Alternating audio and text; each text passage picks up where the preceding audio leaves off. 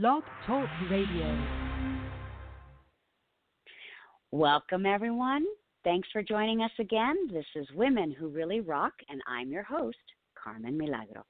Women Who Really Rock is designed to showcase women in a positive light, women and artists and the people supporting them who are doing really good work all around the globe.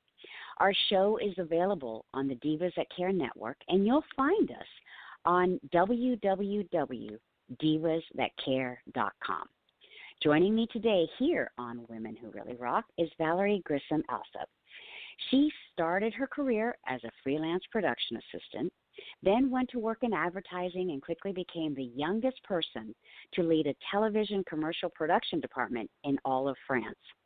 As an experienced CEO, she later founded the San Francisco-based nonprofit called Give Us the Floor in 2015, which provides teens with the peer support they need to enter in, as they enter into adulthood, and it helps them with their self-confidence, comfort, and a safe place and optimism. Then in 2017, she was named the first French Web Talents List. She was named to the first French Web Talents List, which annually honors 100 French innovators and entrepreneurs. Valerie, thank you for joining us today on Women Who Really Rock. I'm really excited to chat with you, and I can't wait to share and learn more about the work that you're doing to help teenagers. Thank you for joining us. Thank you very much for having me. I wanted to sort of get going a little bit, and if you don't mind, just telling us a little bit about yourself. What was it like growing up in the Paris area when you were a teen? Wow, that's a loaded question.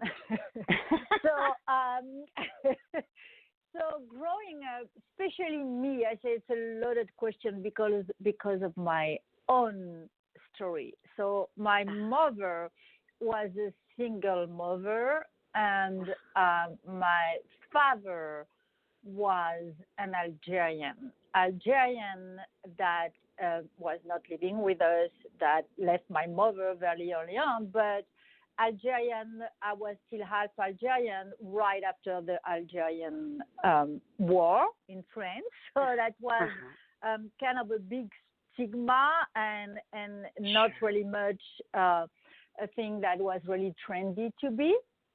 So I grew up not in Paris itself, but in the suburb of Paris in a very diverse community.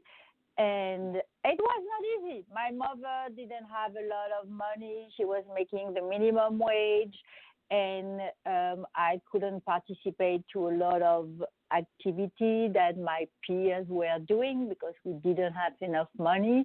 So I wouldn't say childhood was the best moment of my life, unfortunately. Sure. But you were able to still get onto this path that led you into TV commercial production. So how do you go from, a challenging childhood to that path? Certainly there was something. I wanted to get out of there. That was my big motivation. That was your motivating factor? Yeah, that was my motivating factor. I wanted to get out of there, and I wanted to stop being, how do you call it? You know the story with the black duck, the little black swan when you grow up? I was the little black duck that people didn't like. I was weird. I didn't have a father because it's like, I'm 53, sorry. So it's like 50 years ago, a single mother was not something that was really common. Sure. So I was the weird kid with no father. I was so ashamed to say that my mother was a single mother that I would lie and say my father was actually dead because it was easier. So I really wanted to not spend my life like that. I wanted to get out of there. I wanted to be someone different than what I was when I was growing up. So I was very driven. And so I grabbed any opportunity that I could to get out of there. And I was also a good student, which helped. Right. So you took this adverse situation, which really was the fuel to motivate you to get out of there, but it was also, that combination, right, which I think a lot of teenagers, no matter where they are in the world, they feel like they don't belong. And, they feel that they're different and they're weird. And there's all those situations, right, that happen to all of us, I think, to some degree. And it also defines who you are, I believe, because sometimes those negative things are the best possible fuel to create and reinvent ourselves. But you don't know that when you're a teenager. Correct. And I suspect that drive and that motivation that you had within you that was fueled by all of this, I mean, you became the youngest person to lead a television commercial production department in France. I mean, that's quite a feet. How did that happen, if you don't mind just sharing with us? Sure. We know about the drive and the motivation.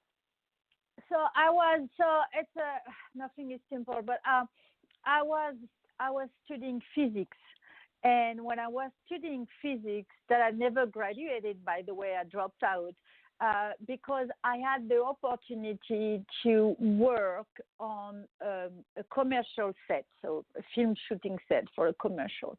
And then I went on and I really loved it, and I decided to drop out of college and work in the film industry field. And then I started an intern, bringing coffees to the comedians, to the producer, and then little by little I made myself more needed, and I was really driven, and I could work like crazy, and it was fun. So I went up like that, starting at the bottom, and ended up really as an assistant, and then I was hired, and then I was hired as an assistant in the TV producer, who was and then he got fired. The head of the department got fired, and I was there, and I was 22-year-old. And I was really sure that they would hire someone else because I've been there for 1 year or something. And they just look at me and they said, the CEO looked at me and said, "Valerie, you can do it. You're going to be the head of the department." And I was like, wow. So that was a learning curve, Sure, of course. But someone saw that potential in you. Correct. I mean, but it's also because of who you are, who you were in that moment. And I think sometimes it's pretty incredible. It only takes that one person, right, to see potential in a young person that allows them to go in a different direction that is what they're supposed to be doing. And I think it's really important to, at least when I talk to young people, to mention that, yes, follow your bliss and follow your passion, but you also have to accompany that with hard work, and hopefully you get some breaks, right? Now, and also I would say, I would say don't be afraid of doing something that is scary, because it was pretty scary at 22-year-old to become the head of a television department of this pretty big agency.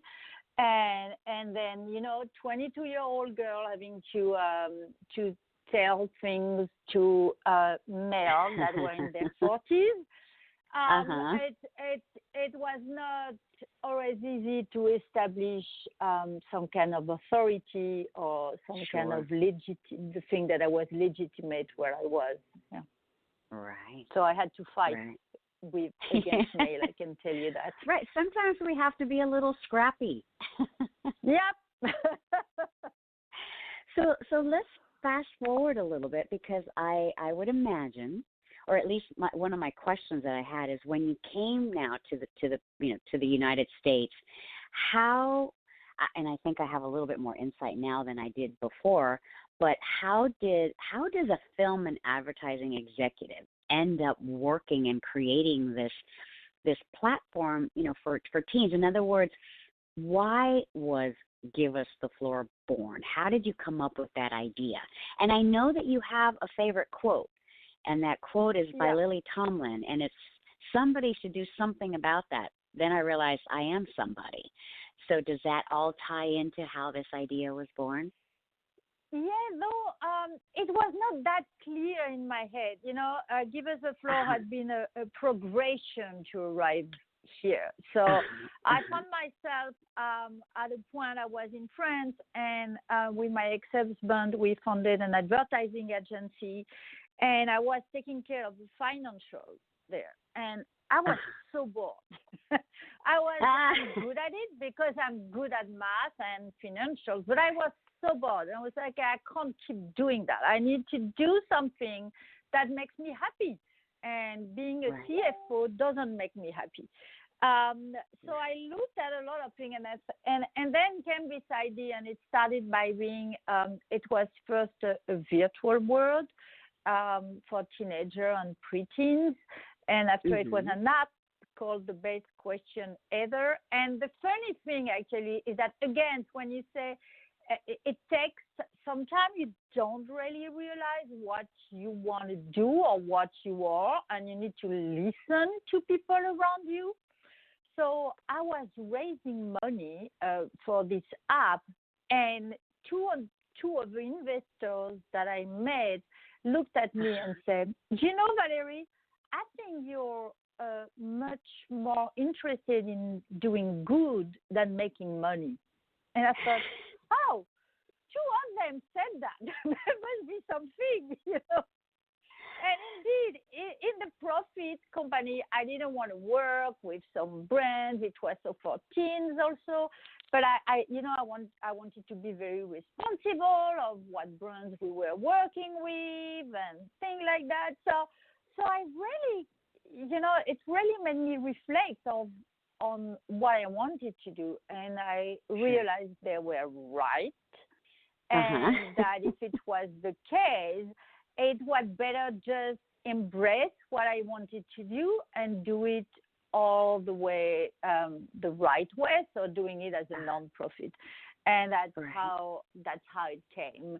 And why teens and why in this peer support group?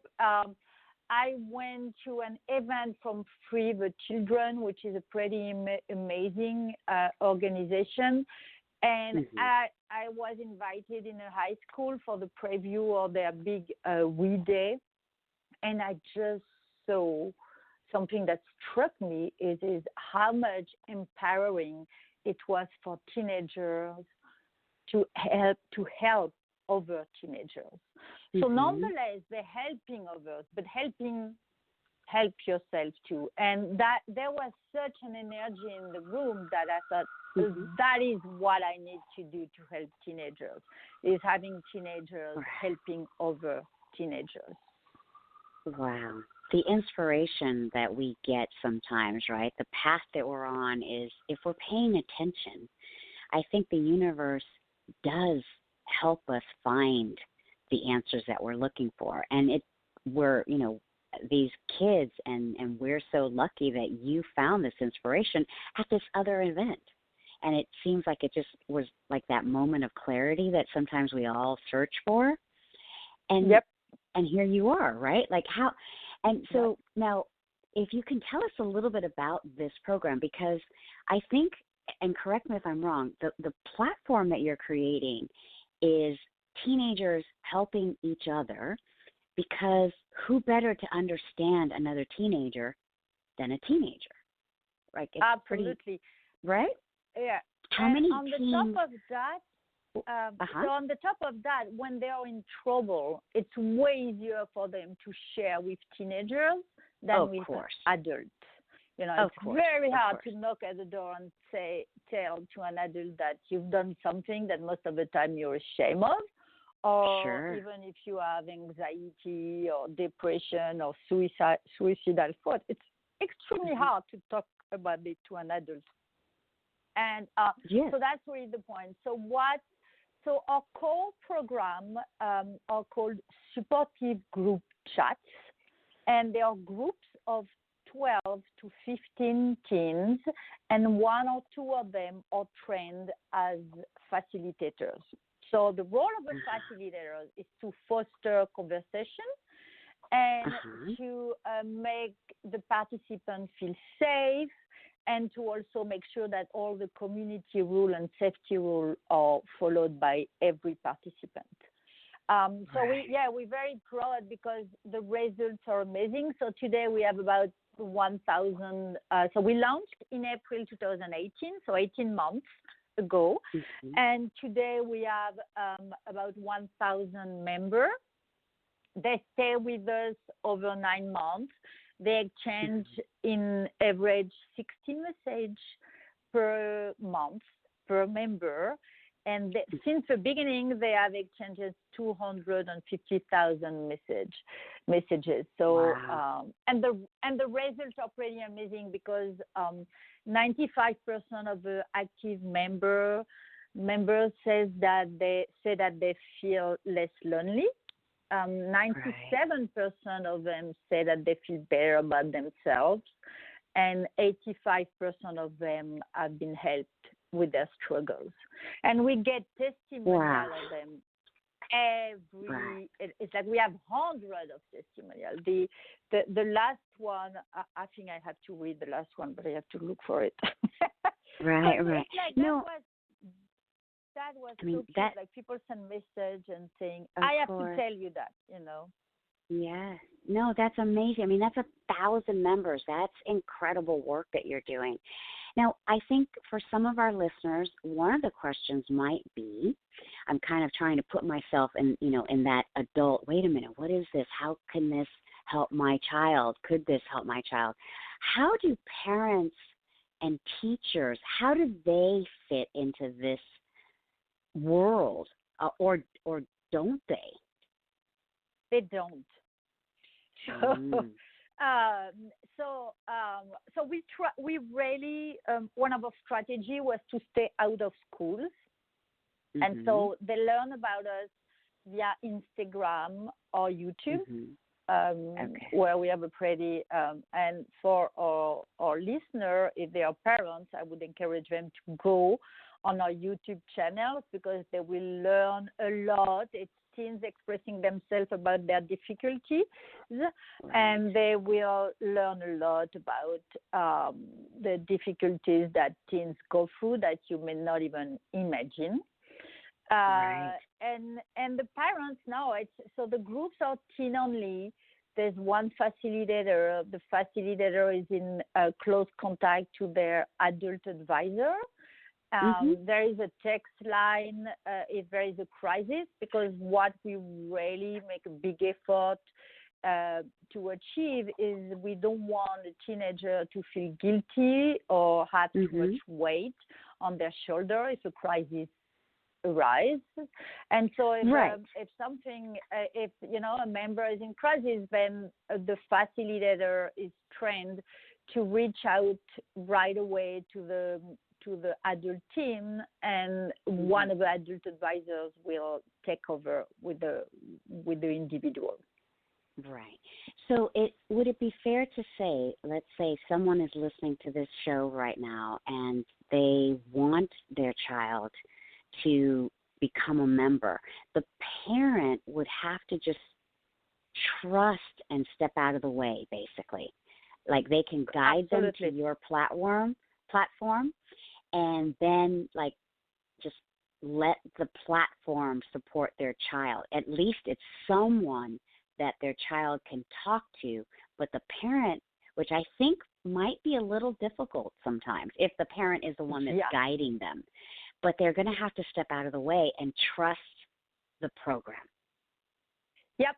Absolutely, because that's the big reason I think why we are so successful in helping teens is that they're in a safe, adult-free space.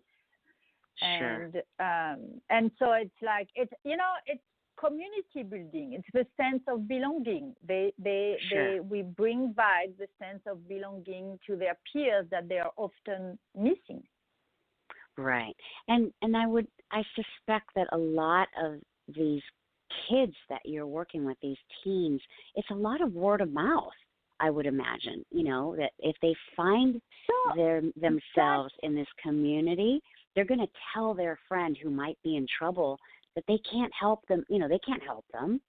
So they would probably say, hey, I belong to this community called Give Us the Floor. So that's funny because yes and no. And no, because so one of the things that works is that they are with teens in the groups, teens that they don't know in real life. Mm-hmm. And we have members from all over the U.S., so we really match them geographically, and they love that because they have a different perspective on life that they really like.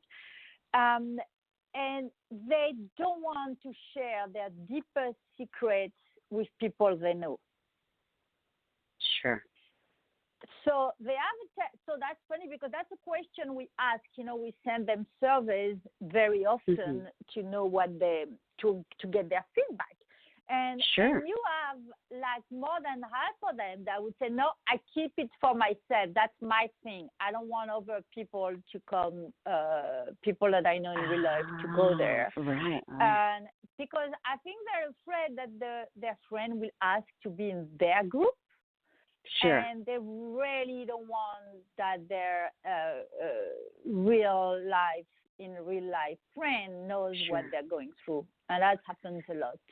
Sure. Which I think is really incredible that for a teenager to be so self-aware, because as you get older, right, and you're like, some people go into therapy. I mean, that's something that you don't necessarily want to share with anyone else. Like that's just for you. So it's very interesting, and I think it's pretty wonderful for a teenager to be so self-aware.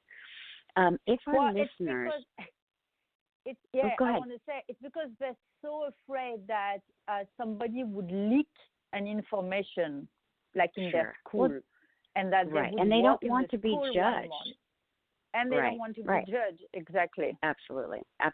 I get that. I think many adults feel that about therapy. They just, I think it's changing, but there used to be just a huge, just a stigma about people in therapy. I think it's much more commonplace amongst adults now.